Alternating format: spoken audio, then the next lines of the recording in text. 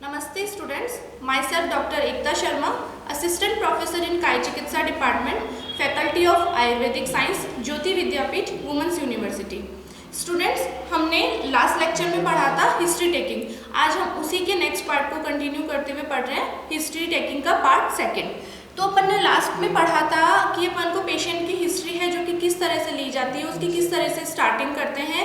तो उसके अंदर अपन ने 2 पॉइंट्स पढ़े थे उसकी, एक तो पेशेंट के पर्सनल डेटा की कि उसके अंदर अपने कौन कौन से पॉइंट्स उसके अंदर लिए जाएंगे, और सेकंड अपन ने पढ़ा था उसका जो भी है अपन ने उसकी चीफ कंप्लेंट्स। नेक्स्ट अपन पढ़ रहे हैं आगे इसके हिस्ट्री ऑफ प्रेजेंट इलनेस के बारे में। तो इसके अंदर है जो कि हिस्ट्री ऑफ प्रेजेंट इलनेस में है जो कि ये कुछ पॉइंट्स रखे जाते हैं। तो इसके अंदर क्या होता है कि ये पॉइंट्स होते हैं, पेशेंट में ये देखा जाता है कि उसको वो बीमारी है जो कि किस तरह से, किस जगह से स्टार्ट है।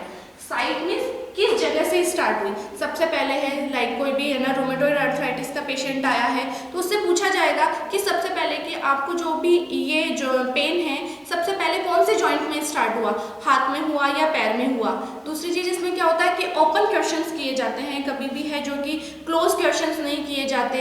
पेशेंट है जो कि इजीली उसका यस और नो में आंसर कर सके, इस तरीके से क्वेश्चंस किए जाते हैं। तो अपन उससे पूछेंगे कि कौन से जॉइंट में स्टार्ट हुआ। पेशेंट लाइक अगर आपको बता रहा है कि मुझे है जो कि सबसे पहले है जो कि फेलेंजेस के अंदर है जो कि है ना पेन स्टार्ट हुआ, स्वेलिंग स्टार्ट हुई। उसके बाद में उसका ऑनसेट किस तरह हुआ, ऑनसेट मीन्स उसकी उत्पत्ति किस तरह से हुई, जो वो पेन है वो किस तरीके का है, प्रिकिंग पेन है या किस तरीके का पेन है, उसका पेन का टाइप देखना होता है।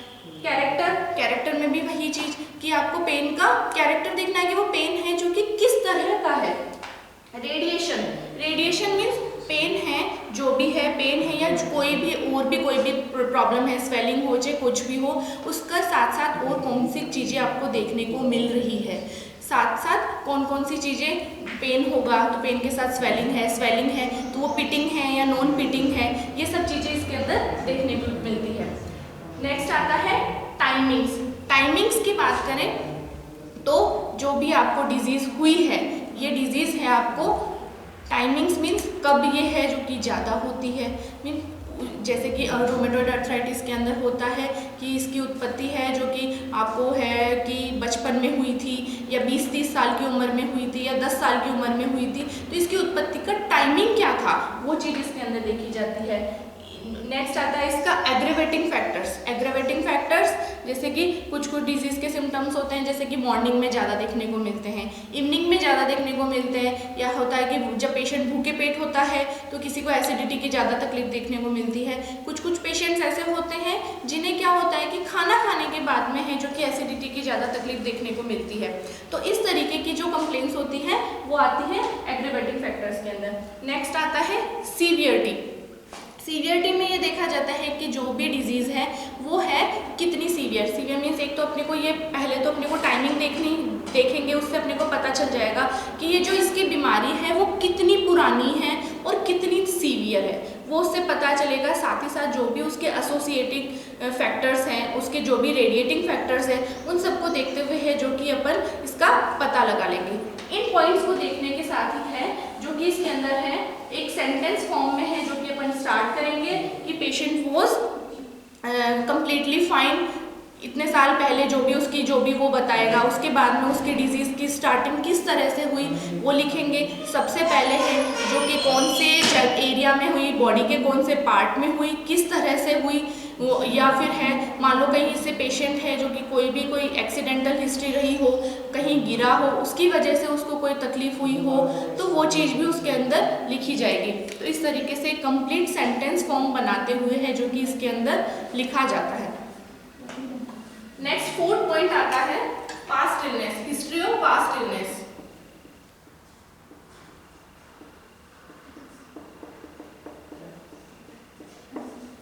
हिस्ट्री ऑफ पास्ट इलनेस की अगर बात करें तो इसके अंदर है जो कि 3 पॉइंट्स देखे जाते हैं। First is medical, second is surgical and third is accidental. History of past illness means जो भी पेशेंट को जो भी कंप्लेन है, पहले तो जो कंप्लेन रही है उसके रिगार्डिंग जो भी उसको परेशानी रही है वो इसके अंदर मेंशन की जाती है। उसके साथ साथ उसको बचपन से लेके आज तक किसी भी तरीके की कोई भी बड़ी कंप्लेंट, बड़ी मेडिकल हिस्ट्री रही है, कोई भी बड़ी बीमारी रही है, किसी भी या कोई बड़ा सिम्टम देखने को मिला है, वो इसके अंदर है जो कि मेंशन किया जाता है। लाइक पेशेंट को है कभी बचपन में है जो कि टाइफाइड हुआ हो, तो वो इसके अंदर लिखा जाता है टाइफाइड 16 इयर्स बैक, जो भी उसकी एज रही है, जब भी हुआ उस तरीके से। सर्जिकल किसी भी तरीके का कोई भी सर्जिकल ट्रीटमेंट हुआ हो, वो इसके अंदर मेंशन किया जाता है। लाइक कोई बहना फीमेल है अगर है जो किसी ने अपना यूट्रस रिमूव कराया होगा, तो अपन उसको लिखेंगे हिस्टेरेक्टोमी हुई है, कब हुई है वो इसके अंदर टाइम मेंशन किया जाएगा। एक्सीडेंटल किसी भी तरीके की कोई भी एक्सीडेंटल हिस्ट्री रही हो, कोई भी कहीं से भी कोई बाइक एक्सीडेंट, कोई रोड एक्सीडेंट, कोई छत से गिरना या किसी भी तरीके की कोई भी कभी कोई मारपीट हुई हो, इस तरीके से कोई भी एक्सीडेंटल हिस्ट्री रही हो, वो इसके अंदर टाइम ड्यूरेशन के साथ मेंशन की जाती है। ये सब क्यों किया जाता है? क्योंकि इन सभी से रिलेटेड कुछ ना कुछ क्या होता है कि अपनी जो भी चीफ कंप्लेंट्स और प्रेजेंट इलनेस की हिस्ट्री होती है, वो सब इनसे कहीं ना कहीं इंटरकनेक्टेड होती है, तो उससे अपने को ये जानने में हेल्प मिलती है। पेशेंट नहीं जान पाता, बट क्या होता है कि अपन उन सब चीज़ों को देख करके जान सकते हैं कि इसको ये जो परेशानी है, ये परेशानी अभी से नहीं है, हो सकता है कि इसको ये जो बीमारी इतने साल पहले हुई थी, ये बीमारी उससे इसकी कनेक्टेड है। नेक्स्ट अपन बात करते हैं फैमिली हिस्ट्री की।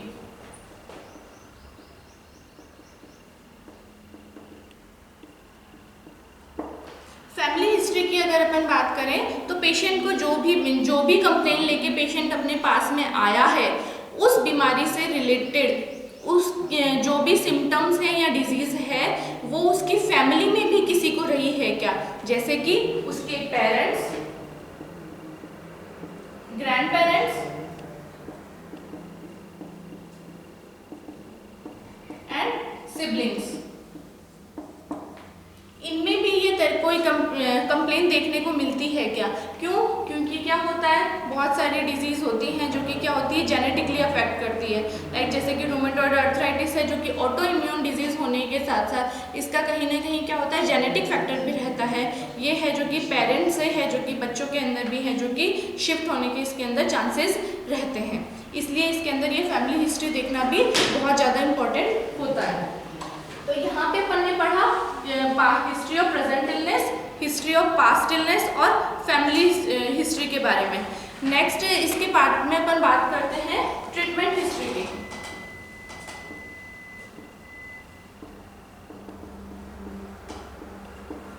ट्रीटमेंट हिस्ट्री की अगर हम बात करें तो पेशेंट ने जो भी कंप्लेन लेके आपके पास आया है, उस कंप्लेन से रिलेटेड जो उसने है ट्रीटमेंट लिया है अभी तक, वो इसके अंदर विथ मेडिकेशन है जो कि मेंशन किया जाता है। किसी भी तरीके का कोई एलोपैथिक ट्रीटमेंट लिया है या कोई भी पैथी का ट्रीटमेंट लिया हो, एलोपैथिक, होम्योपैथिक, नेचुरोपैथिक, किसी भी तरीके का ट्रीटमेंट लिया हो, वो इसके अंदर है जो कि मेंशन किया जाता है।